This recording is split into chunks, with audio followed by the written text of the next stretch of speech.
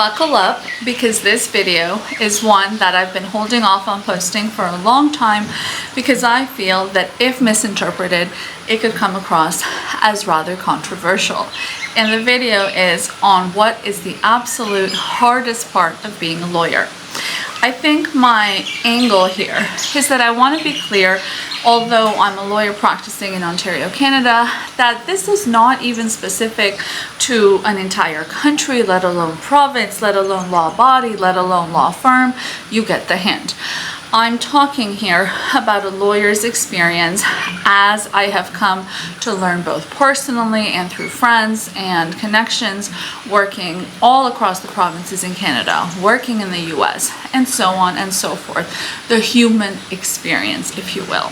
If you're new to this channel, welcome. You're going to want to give this video a big thumbs up, click subscribe, and of course, the best part of being on YouTube is us talking to each other.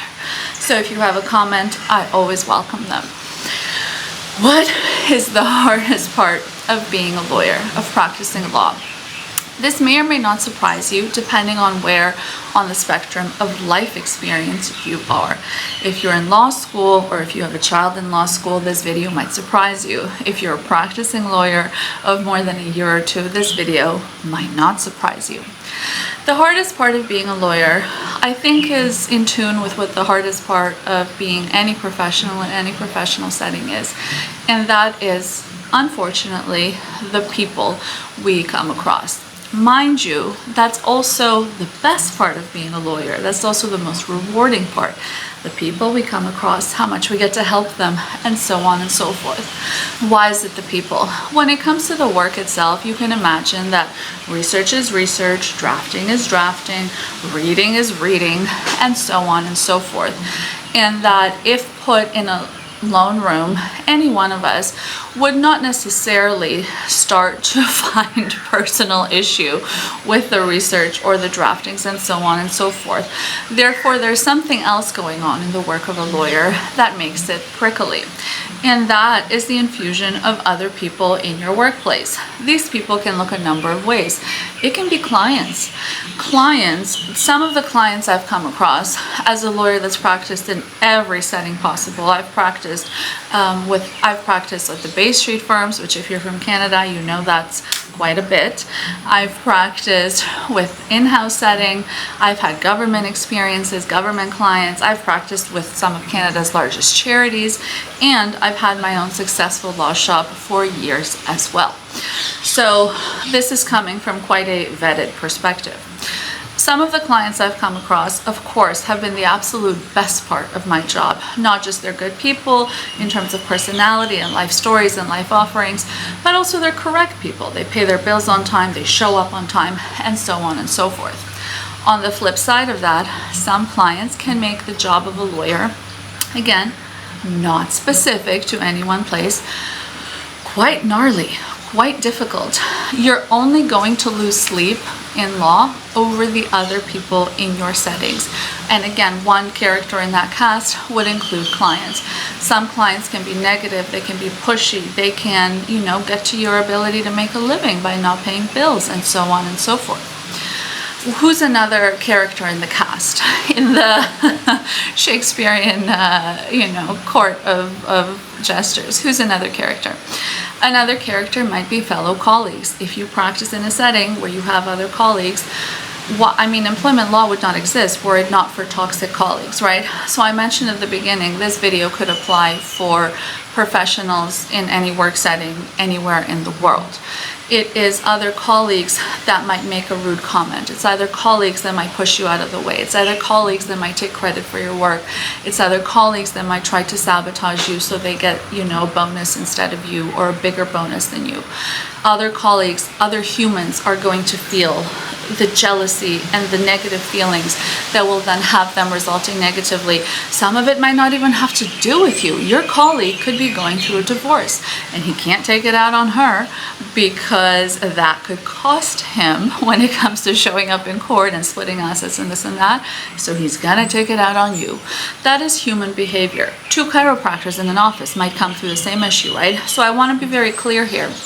I'm not speaking ill of any part of the legal society. This is human nature that we're discussing in this video. The same conduct would apply to doctors, lawyers, chiropractors, bricklayers, tile makers, and so on and so forth. It is the human element. Employment and labor law would not exist were it not for nasty other people in the workplace. Again, that other people could be a host of characters, and we've just shared two. It's the human setting, it's the people element that's going to bring, who's a third in the cast of characters of people? A bad boss your way. Your boss, depending on your practice, might not even be a lawyer. Once I had a boss that was an accountant in an in-house or a charity setting I practiced in, but it was charity and in-house, so I was in-house at a charity, one of Canada's largest charities. I mean, out to lunch is an understatement. So you see what I'm saying? Like, this comment is not specific to law and lawyers. She was not a lawyer. As I mentioned, she was an accountant. Yikes. But she made the workplace so damn toxic for myself, for the one other lawyer involved, and so on and so forth. It's other people that are going to add negativity to your life as a lawyer. Research cannot feel jealousy. It cannot feel darkness. Your draftings, Word doc, is not going through the divorce, is not going through losing their pet, is not going through their, sibling trying to kick them out of their mother's inheritance, and so on and so forth. So that's a really, it has to be acknowledged. It has to be acknowledged. And why do I acknowledge it? To scare you, to this and that? No. I acknowledge it for the sake of inducing or encouraging positive mental health in our profession, regardless of which province you practice in if you're in Canada, regardless of which country you're practicing in. I know we actually get a lot of US viewers on this channel. If you hear a sound, I live on a golf course, so they're like fertilizing right now. I'm actually in a golf course in Mauritius right now, but the tractor will pass. Anyway, so why am I sharing all this? Because I think it's time. I think it's time that you know. And I think it's time, this channel, now that I've sort of redirected it a bit to more lawyer lifestyle content, can of course help an incoming lawyer, somebody in law school, can help the parent of a lawyer. But if you're a lawyer yourself, a lot of us don't have friends, don't have people we can have these more vulnerable conversations with. So this could help you, even if you are a practitioner, finding yourself in a certain kind of mess or falling out of love with law and you can't quite put your finger on it. Well, maybe your finger should be put on the people around you. And how can we combat against this? Strong mental health is so crucial to being a strong lawyer. You're going to take one of multiple approaches. One is just dismiss everything. Just act like it's not there. That's a strategy. That's a survival strategy. People used to deal with, trauma and this and that, let alone colleagues in the workplace, which, by the way, can become traumatic in and of itself. Another strategy is to up your own emotional IQ. There are free psychology courses you can take from like Yale and Harvard online on platforms like Coursera. No, I'm not affiliated, but I have dabbled in their offerings back when they first came out and I was a student in undergrad in Boston, like 10 plus years ago now. You can up your emotional IQ and understand this is why they're acting this way. And then, another strategy could be you sort of up your leadership skills instead of just emotional skills, and maybe you lead your way out of that office and you start your own law firm and you develop your own clientele and you pick your own colleagues once you're in a position where you can hire and you don't have a boss, and so on and so forth. Probably there's other things you can do, right? But I'm giving you at least 3 survival tips if you find yourself relating to this video. Again, no matter what profession you're in, of course this video, I'm a lawyer, so I can speak from the perspective of lawyer settings, but you could be a teacher who has a terrible principal. You could be a teacher who has the mom of a student complaint. That's your equivalent of a client, right? You could be a teacher who has a fellow other teacher that's running for co-chair of some board position. That's your colleague. These are universal issues, and I'm not sure that they're going to change because they're as true as time and mankind itself.